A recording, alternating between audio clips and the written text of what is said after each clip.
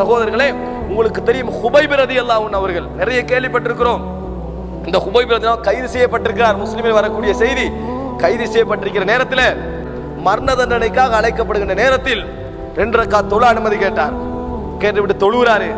தொழுதுட்டு அவசரமா வந்துட்டு சொல்றாரு, நான் இந்த தொழுகை இன்னும் நீட்டி இருப்பேன், ஆனால் நான் மரணத்திற்கு பயப்படுகிறேன் நீங்க நினைக்க கூடாது என்பதற்காக சுருக்கி கொண்டேன் என்று சொன்னார்கள். மரண வேளையில் ஒரு வசனம், எப்படி வசனம் அது? நான் மரணத்துக்கு பயப்படுகிறேன் என்று நீங்க நினைக்க கூடாது என்பதற்காக இதை சுருக்கி கொண்டேன் என்று சொல்வதை பார்க்கிறோம். சகோதரர்களே, இதை நான் ஏன் சொல்லுகிறேன் தெரியுமா? இந்த பற்றும் இந்த அன்பும் இந்த நேசமும் ஒரு கொள்கையில் வருமாக இருந்தால் அது வெற்றி பெறும். ஆனால் அந்த கொள்கையாக இருக்க வேண்டும், சரியாக இருக்க வேண்டும், பற்று இருக்க வேண்டும், ரப்புல் ஆலமீனுடைய கொள்கை என்ற நம்பிக்கை இருக்க வேண்டும். இருந்தால் நிச்சயமாக வெற்றி பெறும்.